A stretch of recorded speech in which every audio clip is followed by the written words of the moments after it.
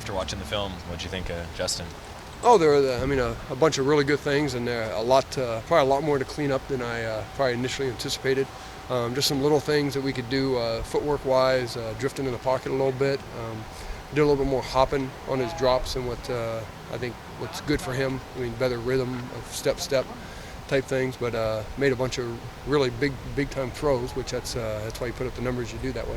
USC's defense has done a lot better job in October of making sure quarterbacks aren't making their completions. What have you seen out of the Trojan defense so far? Well, they on video, they're really good all over the place on defense. Their front four can rush at a high rate. They're very explosive off the ball. Those two corners are as good as you're going to face anywhere in the country. They're both big and physical and can run. Don't get run by. Stay on top of things really well. Very disciplined. Really good cover guys. So it does a lot for a lot of teams. What you've seen is a lot of the outside guys are being kind of eliminated from the the pass game, and then you have to rely on the inside guys, and then they do a good job of funneling that to the safeties and the linebackers. So their scheme is really good.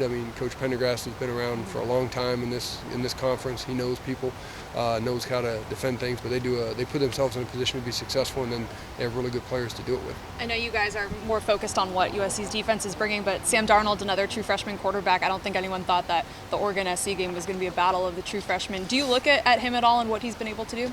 I've seen it on video some because we've had him on a couple times, and I've seen a couple games with them and everything. But no, he's done a great job. I've met him in high school. He's a really talented, big athletic kid. He can really throw the ball very well. So look forward to seeing how our guy matches up with him. Everyone talks about the 489 passing and tying the school record, but what were you most impressed with after you watched the film with his performance that maybe the common eye doesn't pick up on? Well, it was really probably the amount of completions that he put us into, making decisions, a lot of pre-snap decisions of where to go with the football, so he could kind of guarantee completion. He completed such a high percentage of his routes, and then on top of that, we still had some more that very easily could have been completed. We could have thrown a few better balls, but and for the most part, our guys don't. We had more drops in that game than we've had probably all year. But just his ability to get us into completions, which that's what we needed in that game, was kind of keep the chains moving, keep us moving down the field and everything. So that's really what I was most impressed with, was everything he did pre-snap to kind of find good completions. And then his reaction to when he went back and he didn't like what he saw, it kind of made a quick decision to get vertical and got really positive, kind of 3 to 5 yards on a bunch of short little scrambles, but those pay off, because all of a sudden now it's 2nd and 5, or that takes a 3rd and 9 to makes a 2nd and 9 all of a sudden it's 3rd and 4, which is a lot more of the playbook to use. Would you rather see a high completion percentage or see him take a few shots downfield and miss a few of those? I like high completion percentage and that, but getting shots down the field would just, it opens it all up underneath that way. We only had a couple kind of downfield shots in that game. Hit the one to Jalen down there, missed the one to DC. We just could have let him a little bit farther across the field, give him a little better chance to come down with that and everything. But being able to get the ball vertical is always critical, because that helps open up all that short to intermediate stuff, and then we've done a pretty good job with the intermediate stuff. The short stuff you should complete at a high rate, which I think we're doing that in a pretty good chunk right now, but those intermediate throws have been really a plus for us. Justin made a couple great throws on the run in that game. How is he able to throw the ball downfield so well at such a young age? He's naturally has a really nice release. It's pretty compact for being such a tall guy with long arms and that, but spins it very well. But gets his feet, because of his athleticism. He's more athletic than people probably ever give him credit for. But he kind of gets his feet in a good position that he can kind of torque and throw the ball. And he throws on the run very well. We've done kind of our naked game with him quite a bit since he became the starter. And then what he's able to do, kind of when he breaks the contain, is looking for that, which he hit the one the other day, was really nice down the field. Most all the other times he kind of broke contain, it was more of he broke it and kind of took off with it and got positive yards for us. He mentioned getting more reps with the first receivers on Sunday as something that will help his game develop more and more. Are you seeing that as he's getting more and more starts, more and more runs in practice with the ones, that chemistry develop and it factor in on Saturdays? Oh yeah, and I think it's the repetition of doing it over and over and over again, and as the guys kind of get back to being full strength, that they're able to get more of the practice reps too, because we've had that during the weeks, which it's what you deal with during the season. If a guy, we want to make sure they're able to play on Saturday, so if it cuts down their reps on Tuesday, Wednesday, and Thursday, we do that to make sure we have them for Saturday and everything. But the more, and as they get kind of back into being healthier and healthier, they get more reps on those practices. It gives him better timing, and all that's going to pay off on Saturdays for us. You've mentioned before that Justin's been able to make kind of like leaps and bounds from week to week. Is there anything specific that you want him to work on this week so he can grasp that and make that? Well, kind of the thing we did, probably the biggest negative we had in that last week's game is we took a few negative plays, sacks that we didn't need to. I mean, they were situations that, sacks are going to happen. We understand that. And then what you do is you analyze why they happen and everything. And there were 2, and I think really 3 of those the other day that I think we could have got rid of the football. And then instead of having a 9, 13, 14 play negative that puts you in a long third or long second, you're still sitting at a reasonable rate. So we talked about those things, and his scrambling has been a real plus, but also there's a time when you can't make every play out there, and that's just part of learning that and getting a feel for the guys you're playing against. And I mean, last week number 4 is a very athletic player. It probably is. I mean, I asked him, do you think anybody you played at Sheldon was as athletic on the defensive line as number 4? And he's like, no. And I said, okay, so that's a learning curve for him to understand that you can't just make all those guys miss like you have in the past. So, and that's just that continuing to play. But us eliminating the negative plays, especially this week, I mean, they do a great job of getting you in long situations, and 3rd and long is really hard against what they can do coverage-wise. Farrell Brown and other guys have said that Justin has that it factor to him. I mean, have you seen that, and I guess, what is that it factor if he possesses that? I mean, it's kind of what you look for in every quarterback. It's kind of that innate ability that they make plays and they don't get rattled. They're always kind of looking. I mean, with him, his eyes are always kind of downfield, trying to make the big play without putting us in a bad position most of the time. But how he kind of carries himself in the pocket, doesn't get rattled, doesn't kind of lose composure and all those types of things, makes plays when they're there, and he's shown all those things up to this point. I mean, if you ask me if he has it, I think he does, and we got to keep getting better at it in that. But no, he's kind of got a feeling to him and a presence to him out there, how he plays, that you expect him to make plays. What's it like having those senior tight ends out there back healthy for an offense and for Justin as well? Well, it's for what we've kind of moved to a little bit offensively the last few weeks because of personnel-wise, I mean, we're running a lot of double tight end sets. I mean, Johnny Munt and Farrow and Bayless are getting a ton of play. And they're the kind of the inside guys in a lot of our schemes in that way. And for the most part, that's a lot of times kind of the safety net for a quarterback, where he can dump the ball to. A lot of those are the kind of the shorter, more intermediate type routes. So, and those guys do a great job with their size and their physicalness to kind of give him space. So, and then go get the football for him. And I mean, they all catch the ball really well, and then they can do something after the fact. I mean, you saw Farrow, who most tight ends can't do what he does after he catches the football, and he doesn't always run away from people, but he always gains yards after. He's a positive guy. And then Johnny Munt catches one down the seam and runs away from people that way. So it's to have explosive tight ends that way, it's really a plus because of the size, catch range they have, and what they're able to do after they get the ball. David, are there things that now you're asking Justin to do, given him his 3 games that he's obviously very confident that going into the Washington game, maybe had you limited the playbook?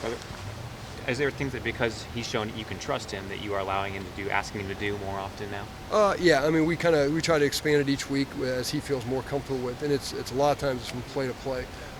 Last week we did a lot of things where it's kind of a split type read where it was right side, left side, so he could walk up and kind of say, okay, I'm going to read, I want to go to the left side or I want to go to the right side by what they were giving him coverage-wise and what he leveraged to be able to get an easy completion, whereas early on it was a lot more of our kind of, we call sweep reads, which was more of a kind of a sweeping from left to right or right to left because it was a more natural. He was really good at it to begin with, but now we're kind of able to add things in for him and ask him to do things, and then as he feels more comfortable with plays, and constantly ask him, do you like this play? How do you feel about this play? Explain this play to me so I can get the full idea of what he knows about it. So the more he knows about it, the more chance he has to be successful with it. Was there an instance last week where you thought, okay, that's a play he makes against Arizona State that he maybe wasn't against Washington, and that type of play where the left-right you're talking about? Well, I think the play right before halftime, and it was a tight throw, but I think he knew exactly where everybody was in the play. We ran and threw it to Farrow kind of down the middle of the field. Farrow made a great catch on it, but he knew where the field safety was. And going in that Washington game, I mean, he might have known where the safety was in that game, but I don't know if he would have. And I mean, we had those in, but we were trying to be a little bit more kind of one-sided at that time for him, so he didn't have a lot to. It was basically, if you can throw a hitch, throw a hitch. Otherwise, let's look at this double post concept. This week we had the double post, and we had kind of a man beater on the other side. They gave us zone. He knew exactly where we wanted to go with the ball, went back, set, and threw it. when he came off, I asked him, I go, "Did you see where the field safety was?" He goes, "Yeah, I knew I could get it in there, coach." And I said, "Okay, you were right." And that's part of being a quarterback. You write checks that everybody else has to cash. So you got to make sure you're being responsible and doing the right things for that football. You said Saturday that you'd never played a true freshman quarterback before at any of your stops. Is this like a re-education for you in some ways too, of starting with a guy who's this young and bringing him through a game plan? Well, it started off kind of that way. Now, I mean, we're now coming up on what are we on, game 8 or 9? I mean, it's been a long year. But at this point, it's just he's the starting quarterback, so we kind of go through our repetition of, I mean, Monday morning meetings, the same Monday morning meeting he's had since he's been here. Monday night's meeting tonight will be the same one we go through, just talking about SC's defense. Tomorrow morning, we have a kind of a script on what we do in our meeting, so he can kind of get into his flow. We talk about it every week, and when we're done, is there anything else I need to do, anything else we can do better, anything we need to do differently to help you prepare. So the bottom line is we want it when we kick off the ball on Saturday, he feels as prepared as he can be to go out and play his best game. So he's getting kind of that stage. I mean, at this point, he's kind of just, he's our experienced quarterback. With 3 starts under his belt, we kind of know what he is. I think he understands what we do offensively, and he does a great job of kind of grabbing onto the game plan each week. Jake Hansen called Justin the silent assassin earlier today. Is that a pretty fitting nickname for him? He's very silent. I mean, he doesn't talk unless he needs to. I mean, he's not an overly vocal guy that way. I mean, he's worked at kind of taking charge and making sure everybody's on the right page with things in his way and that way. And then the assassin part, I'm not sure about that, but I'll go with Jake on that. Well, Jake was also saying that he actually kind of expects Justin to play at this high of a level against USC kind of moving forward. I mean, obviously he's a true freshman who's only had a couple starts, but is that something you expect from him, to keep playing at this high level? Oh yeah, I mean, our expectation is that he's going to keep getting better and better, and that's what the strive for. And I mean, I think that's what Justin's expectations are, that he's only going to, he knows how good he can play. Everybody's kind of seen what he can do, and that's now the expectation, that's how he's going to play each week. And what we can do is just kind of continue to grow that way and keep getting better and better as we go. David, where did the chocolate chip story kind of come? You guys bring cookies to the quarterbacks and holders on Fridays. Where did that sort of originate? Did you do that at Washington State too? Actually, my wife makes the cookies, and she's done it for a long time. She actually started it back when we were at Missouri and everything. She'd make cookies for them, and at Missouri I handed them out Thursday night to the guys. Here it just worked out. In Washington State it was Friday when we got on the bus. I'd give it to the guy, my players, and then here it was just, when we got here, she asked, she goes, "I'm still making cookies, right?" And I said, "Sure." They've appreciated it, enjoyed it, and my kids like kind of helping make them and then making little signs for them. And each guy's kind of got their own favorite player, and they want to write the little sign for him, or like "Good luck, Lockie," or "Go Ducks," and those types of things. So they're very good cookies, and it's kind of for them to share with their teammates, which I think some of them do, and some of them keep them all. So that's their choice. Can she share the recipe, or is this a secret recipe? It is not a secret recipe, but Pillsbury makes a very fine frozen one that you just kind of put in there, and they cook up very nicely. David, Justin's been called a throwback guy because he was a multi-sport athlete in high school, didn't necessarily do the heavy camp route.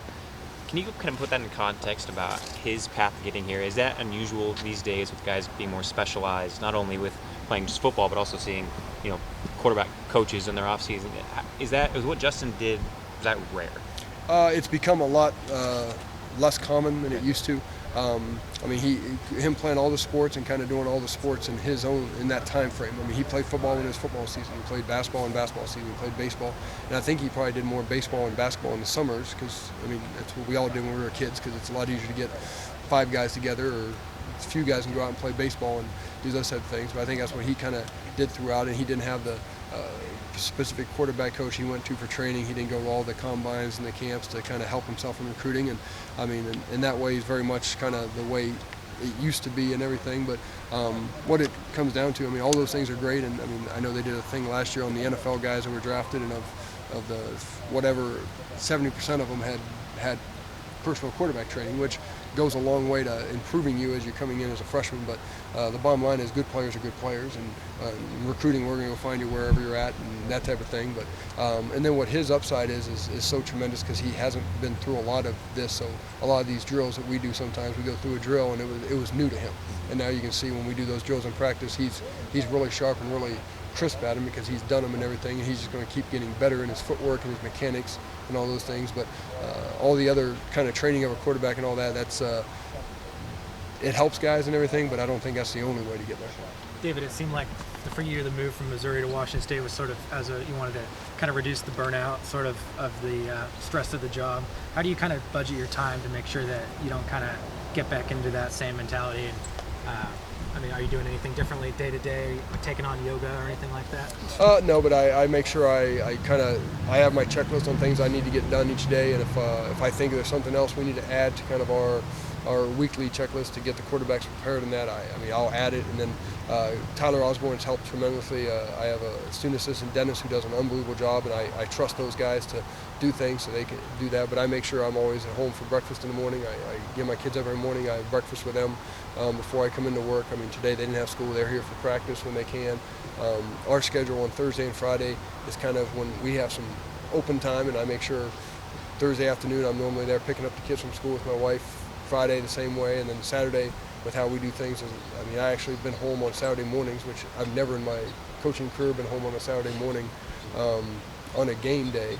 And I've hung shelves in the garage before on a Saturday, which that's odd to me, but it works with how we do our schedule here. So I kind of make sure I have my kind of family time to make sure I'm doing the right things there, because I want to be a good husband and a good dad as much as I want to be a good quarterback coach. People recognize you around town? Is that? I do get noticed a little bit around town, and that I'm not sure why, but it kind of falls in that way.